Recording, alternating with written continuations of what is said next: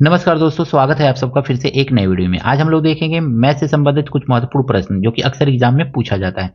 पहला प्रश्न है, यदि तेल की कीमत में 30% की वृद्धि होती है तो एक परिवार को तेल की खपत में कितनी कमी करनी चाहिए जिससे खर्च वही रहे। तो जब भी ऐसा क्वेश्चन देना तो 30% वृद्धि हो रही है तो 30 गुणे 100 लिखिए और नीचे हमको क्या करना है ना, 30% में 100 को जोड़ लेना है। अब इसको सॉल्व करेंगे तो कितना आ जाएगा, 30 गुणे 100 लिखिए यहीं पे और बट्टा 130 लिख लीजिए। 130, एक जीरो से एक जीरो कट जाएगा, ये आ जाएगा आपका 300 बट्टा 13। 13 से काटिए इसको तो 13 से भाग देंगे, अगर मैं 300 में 13 से भाग दे दीजिए सीधे सीधे, तो 13 से भाग देंगे, 13 दूनी 26, 4 बचा और ये कट, फिर 13 तिया 39, यानी कि 13 तिया 39 और 1 40, यानी ये कितना आ जाएगा, 23 सही 1/13% की क्या करनी पड़ेगी, हमको कमी करनी पड़ेगी। Option number D.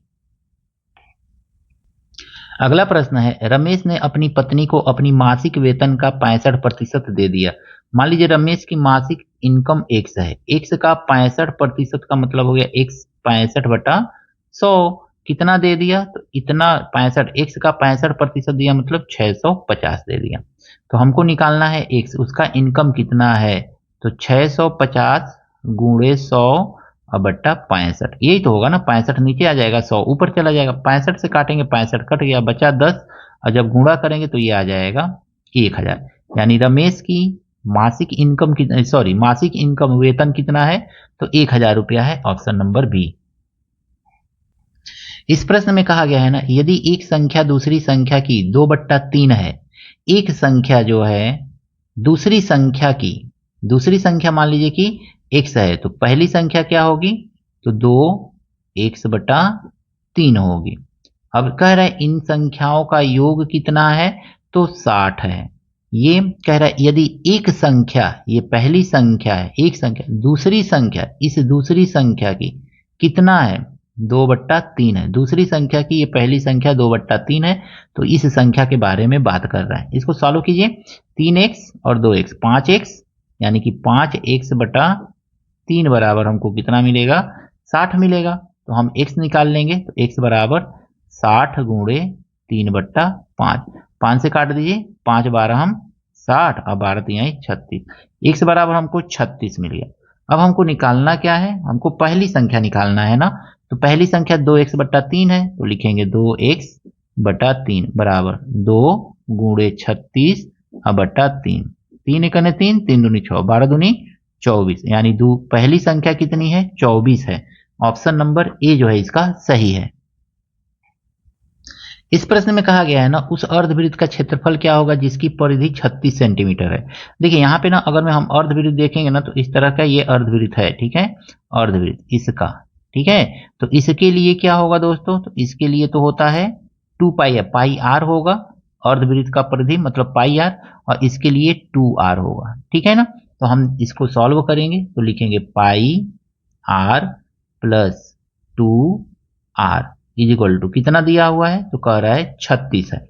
वैल्यू देखेंगे, आर को कॉमन ले लेंगे, तो आर को कॉमन ले लेंगे तो 22/7, यही तो बचेगा पाई 22/7 और प्लस 2 बचेगा यहाँ पे इज इक्वल टू 36। आर हम निकाल लेंगे यहाँ से, तो आर इज इक्वल टू हमको कितना मिलेगा, देखिए 7 दूनी 14 और 14 और 22, 22 32 36, तो 36 हो जाएगा, यानी 36 गुणे 7/36 मिलेगा। ये 36 से 36 कट जाएगा तो r इज इक्वल टू कितना मिल गया हमको, 7 मिल गया।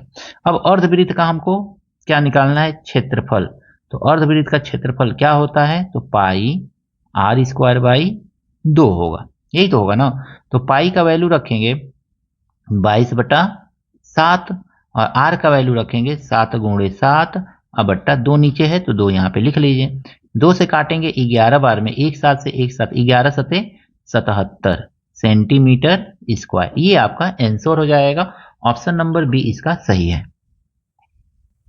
इस प्रश्न में कहा गया है ना, ए तथा बी की उम्रों का अंतर 6 वर्ष का है, 4 वर्ष बाद उनकी उम्रों का अनुपात 3 संबंधी 4 है, यानी कि 4 वर्ष बाद, लिख लीजिए 4 वर्ष लिखने की जरूरत नहीं है, बस समझने के लिए थोड़ा सा लिख रहे हैं। तो 4 वर्ष बाद ए और बी के उम्र का अनुपात कितना है? तो 3/4 है। यानी ए का उम्र कितना होगा? 3x अगर मैं मान ले तो बी का उम्र कितना होगा? 4x हो जाएगा। यही ना मानेंगे? या इसको ऐसे भी हम कर सकते हैं, सीधा सीधी, इस दोनों के बीच में अंतर 1 है और यहाँ पे कह रहा है कि अंतर 6 वर्ष है। चाहे उम्र कितना भी, 4 वर्ष बाद, 10 वर्ष बाद, 15 वर्ष बाद, जब भी कहें उम्र का अंतर उनका 6 वर्ष का ही रहेगा। तो 6 वर्ष है तो 1 बराबर 6, तो ए का उम्र कितना हो जाएगा? तो ए का उम्र हो जाएगा 3 छक्के 18 और बी का उम्र कितना हो जाएगा? तो 6 चौको 24, यानी 24 साल का उम्र 4 साल के बाद होगा।